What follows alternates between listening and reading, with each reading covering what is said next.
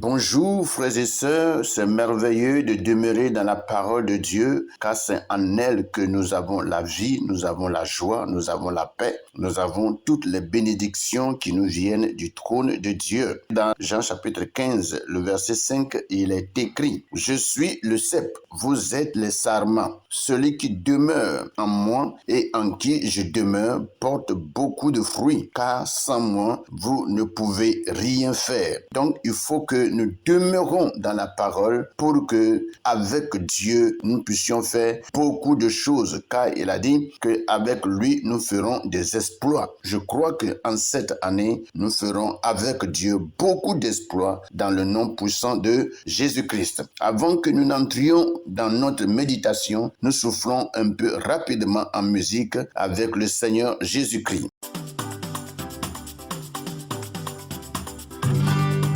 J'ai bâti ma vie sur Jésus le rocher.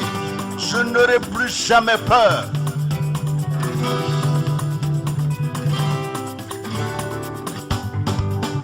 J'ai bâti sur le rocher. Quand viendra la tempête, ma maison résistera. Ma maison est en Jésus. J'ai bâti sur le rocher. Quand viendra la tempête, ma maison résistera. Ma maison est en Jésus. Oh, j'ai bâti sur le rocher. Quand viendra la tempête, ma maison résistera. Ma maison est en Jésus. La pluie et le vent souffleront, Satan se déchaînera, mais ma maison est en Jésus. Je n'aurai jamais peur. La pluie et le vent souffleront, Satan se déchaînera, mais ma maison est en Jésus. Je n'aurai jamais peur.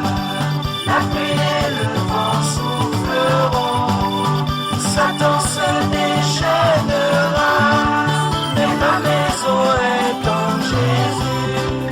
Je n'aurai jamais peur. Je n'aurai jamais peur. Je n'aurai jamais peur. Je n'aurai jamais peur. Je n'aurai jamais peur. Tendre Père, Dieu Tout-Puissant, le Père éternel, le Créateur de la terre et des cieux, je veux, Seigneur, ce matin, te dire merci, te bénir, te célébrer et te glorifier comme le font les saints anges dans les cieux, car il est dit qu'au devant de ton trône, il y a les archanges, les chérubins et les séraphins qui ploient leurs genoux au devant de ta sainte face et disent: Saint, Saint, Saint est l'Éternel, et toute la terre est remplie de sa gloire. Je voudrais, Seigneur, joindre ma voix à celle des anges pour te célébrer et te glorifier ce matin pour tous les bienfaits que tu as opérés dans ma vie et dans la vie de chacun d'entre nous. Nous voulons, Seigneur, t'être reconnaissants pour te bénir en toutes choses dans le nom puissant de Jésus. Nous n'avons pas en réalité de mots pour te glorifier. Nous manquons, Seigneur, des adjectifs pour te qualifier. Tout ce que nous pouvons dire, c'est que tu es Dieu et tu es roi. Que seul ton nom soit à jamais célébré. Merci pour ton amour, merci pour ta compassion, merci pour la miséricorde que tu exerces envers chacun d'entre nous, car malgré, Seigneur, tout ce que nous faisons au devant de ta sainte face, comme désobéissance et péché, tu es celui-là, Seigneur, qui n'applique pas cela à chacun d'entre nous. Tu es celui-là qui manifeste la pitié et qui nous pardonne. Merci, Seigneur, pour toute cette grâce, cette faveur que nous n'avons pas méritée. Que la gloire te revienne et que l'élévation soit à toi dans le nom puissant de Jésus. Bonjour frères et sœurs, que la grâce et la paix du Seigneur reposent sur chacun. Nous voici encore ce matin devant la sainte face de notre Dieu dans le but de recevoir de la part du Seigneur des instructions, des enseignements et des éclaircissements sur sa parole pour nous permettre de marcher avec lui dans la droiture, dans le nom puissant de Jésus. Alors pour cela, sans trop tarder, je vais demander à chacun d'entre nous de prendre sa Bible dans le livre de Proverbes chapitre 30 et nous allons lire du verset 10 au verset 12. Je vais lire par la version Louis II. Je lis à partir du verset 10. Il est écrit: ne calomnie pas un serviteur auprès de son maître, de peur qu'il ne te maudisse et que tu ne te rendes coupable. Il est une race qui maudit son père et qui ne bénit point sa mère. Il est une race qui se croit pur et qui n'est pas lavé de sa souillure. Voici ce que la version Louis II nous dit et nous allons passer rapidement à la version français courant. Je lis Proverbes chapitre 30 à partir du verset 10 au verset 12, version français courant. Il est écrit: ne calomnie pas un serviteur auprès de son maître, sinon il te maudira et tu paieras pour ta faute.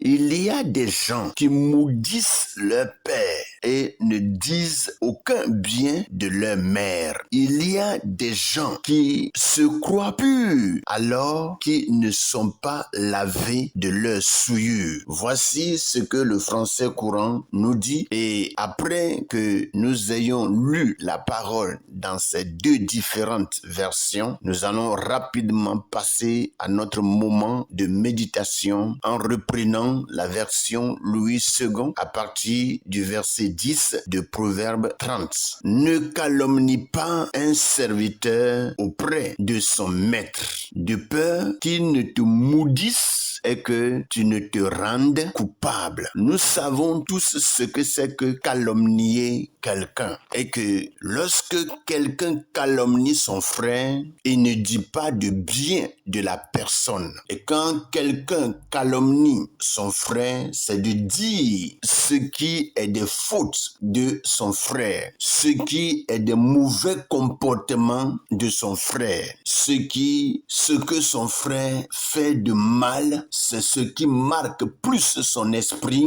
et qu'il raconte à d'autres personnes qui, des fois, ne saisissant pas trop ce que ce dernier dit et ne cherchant pas trop à connaître pourquoi ce dernier parle ainsi, qui adhèrent avec lui. Et ensemble, ils forment un groupe pour, des fois, rire de ce dernier de qui on se moque ou soit qu'on calomnie. Voyez? Et très souvent, il y a des gens qui vivent de ce caractère et qui ne sont là que pour calomnier leur frère, calomnier leur sœur. Or, quand tu calomnies ton frère, c'est que tu es en train de doigter ton frère dans le mal qu'il fait. Et quand c'est comme ça, il est difficile des fois qu'on reconnaisse soi-même ses propres fautes et qu'on cherche même à se corriger. Donc, un calomniateur n'est jamais arrivé à se corriger lui-même, mais il ne voit que la faute des autres et il est toujours prêt à dire les fautes des autres et ne pense pas à lui-même ses erreurs. La Bible dit: ne calomnie pas un serviteur auprès de son maître. Si tu calomnies un serviteur auprès de son maître parce que tu ne sais pas le service que ce dernier rend à son maître, tu ne sais pas combien de fois le maître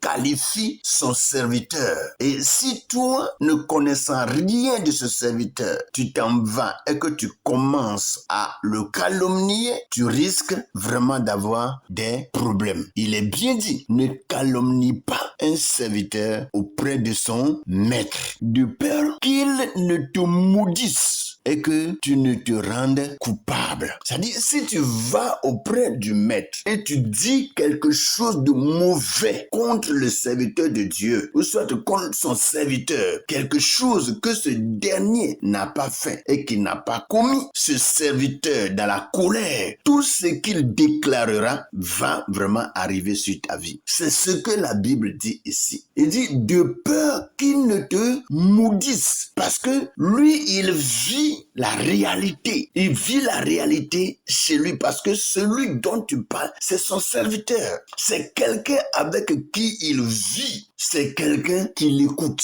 C'est quelqu'un qui est à son service. Donc, il le connaît. Donc, si tu t'en vas et que tu dis quelque chose contraire à ce que ce serviteur fait à son maître, ce maître peut déclarer toutes les paroles possibles sur ta vie et il peut même te condamner et tu seras coupable de ce que toi-même tu viens de dire. C'est ce que la Bible nous dit clairement. Il dit de peur qu'il ne te maudisse et que tu ne te rendes coupable. Et il y a des gens qui se font très souvent du mal comme ça, sans s'en rendre compte. Mes frères, faisons attention lorsque nous parlons de quelqu'un. Lorsque tu parles de la vie de quelqu'un, tu parles de sa vie, tu parles de ce qu'il est, ce qu'il fait de mauvais, il faut vraiment faire attention. Et il faut faire attention à celui à qui tu parles aussi. Sinon, tu risques vraiment d'encaisser des malédictions qui ne finiront pas sur ta vie. Que le Seigneur nous bénisse et que nous prenons notre précaution lorsqu'il s'agit de parler de quelqu'un. Que le Seigneur nous bénisse. Le français courant le dit. Ne calomnie pas un serviteur auprès de son maître. Sinon, il te maudira et tu paieras pour ta faute.